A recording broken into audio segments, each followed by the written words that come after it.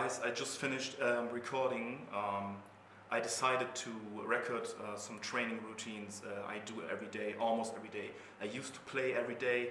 As I said before, I had a break, a 4-year break, because I was buying a house. I have 2 dogs, 2 Great Danes, fiance, job and all that fucking shit, and also hitting the gym every day.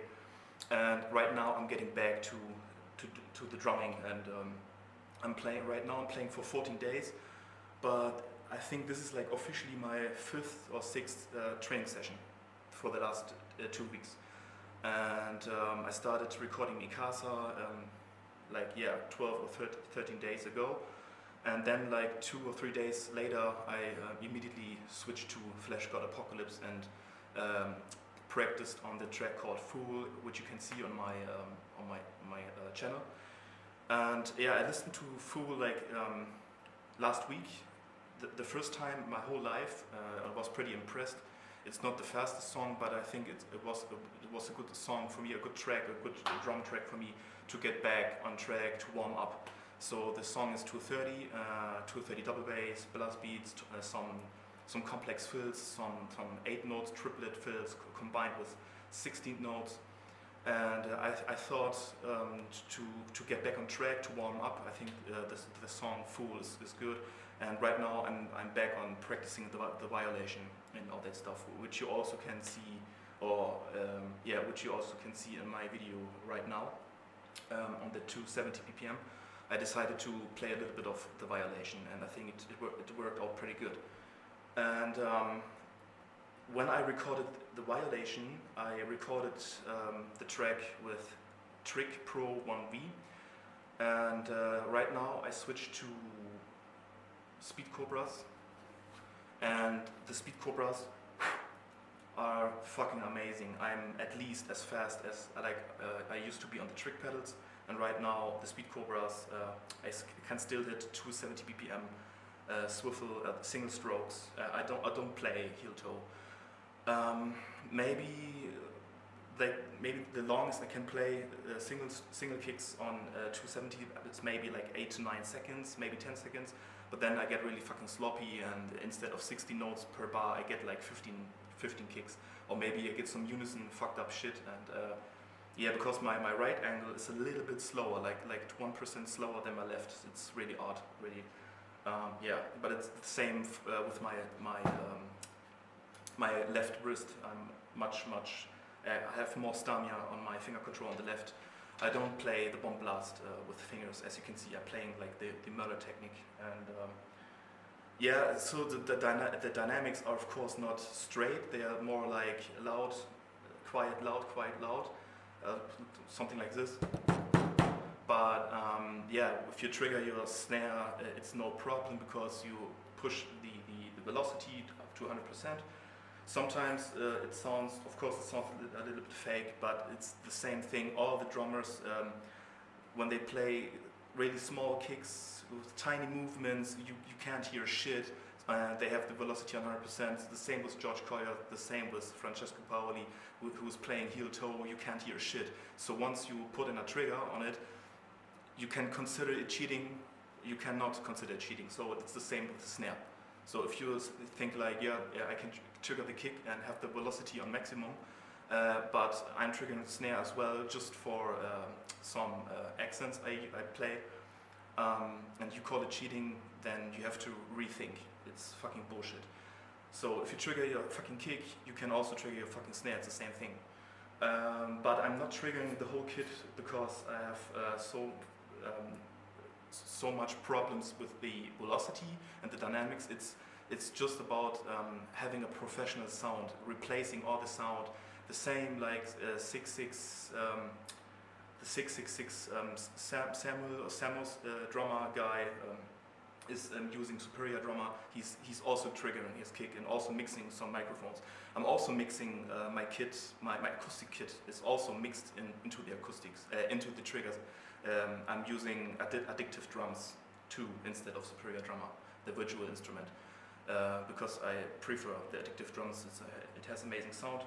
But I'm also using overheads, so there's no 100% triggering actually.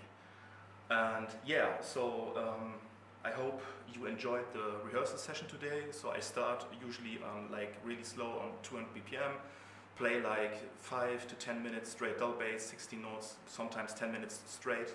I used to play like 220 back in the days when I was like 16 or 17, I think 17 years old. I played for like 15 minutes, 220 BPM straight, 15 minutes.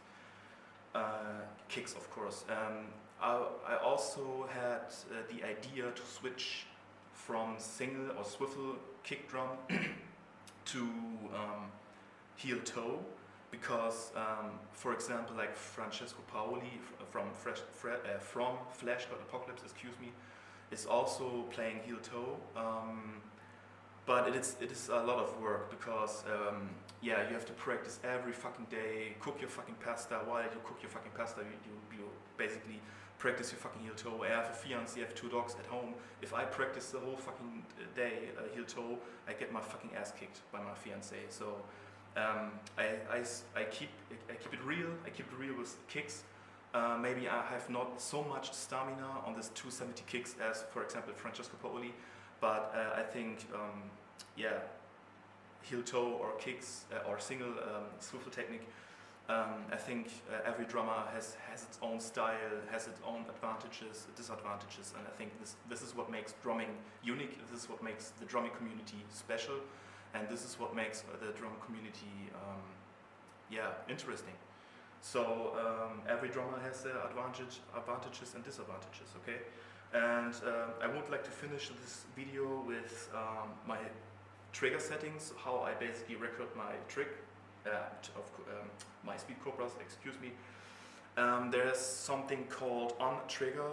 I don't know, maybe you remember back in the days you had this Axis longboard kick, the trigger kit, which was a box. You installed this on the Axis A longboard and you had your little hammer on it. It was also really amazing. You had just like the tiny movements, and your kick drum live on stage was like brrr. It was amazing. It was awesome. You basically, yeah, all the fucking guys on stage, all the fucking girls, groupies, they were all like admiring you, because it was like you were hammering like a fucking insane machine on these triggers, and I really missed them, and I was really disappointed when I switched from Axis to Trick, because I had to use like a D-drum or Roland trigger, which was fucking awful, because on the huge bass drum you have so much vibration, you basically have to re-edit everything on your fucking laptop. You basically have to re-edit everything. It's not fun in my opinion, because I want to listen what I actually play, and if I have to re-edit everything on my fucking laptop, on my addictive drums, it's disappointing. And so I invested some money, like $200 I think. You get 2 of these, it's pretty awesome, which is called on trigger. You basically place it beneath your pedal, and you have the signal down here. You can also press it down a little bit or move it up a little bit, and find your adjustments. And once you hit your bass head, it touches the trigger signal, and you don't have any vibration, and it works amazing. 260, 270 BPM on kicks, and it's really fun to play. I can hear everything, no fucking missing signals, no fucking double signals, everything straight and everything clean. I do not cover or I do not record anything I can't really play. If I play sloppy, if I play really fucked up shit, I do not play it. If I have maybe once or twice some little mistakes in there, of course I go on my laptop, maybe I push the envelope, maybe I edit like 1 or 2 hits or kicks. Of course I do this, but I try to keep everything real, 100%.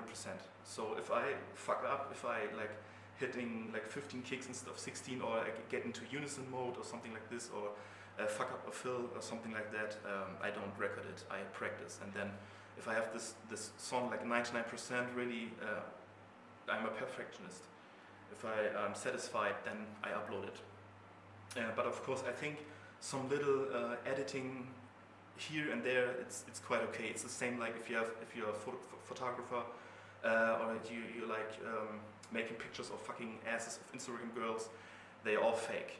They all fake their fucking asses, they all fake their fucking dicks, and so it's the same in the music, but we should try to keep things real as much as we can, and not fake everything like a fucking girl's ass on Instagram. And yeah, so don't take any examples, or don't take any advice from guys like the drummer of Infant Annihilator, in Fake Annihilator, which is basically 100% quantized kicks all over the place and can't play for shit. Is my opinion. And these guys get like also a lot of other guys like covering FLESHGOD Apocalypse, covering Nile, and get like a million views. And pretty much the bass drum is like 50% is just quantized. It's in my opinion, it's ridiculous. They're even amazing drummers though, of course, they're amazing drummers, but they're trying to image something they are not actually are. So a little bit disappointing in my opinion. So try to keep things real. Drumming was way more fun. Extreme drumming was way more fun like 15 years ago, 20 years ago, when we had like Nicholas Barker, from Cradle of Filth, and Dimo Borgia, Frost from Satyricon 1349. That shit was real, guys. That shit was real, and it was fucking fun. I think like all these fucking high-speed bullshit nowadays on YouTube, all this fucking fake quantized bullshit, it's actually pushing me to play slower stuff and move away from these fucking straight 280 BPM shit, because it's not fun anymore if you have like every second guys like quantizing the shit out of their fucking kicks. It's bullshit. So yeah, that's just my 2 cents, and yeah, I hope you enjoyed this training routine today, and I hope you got some more info on how I play my Speedcobras. Also, I have the fucking springs on maximum, and yeah, that's it.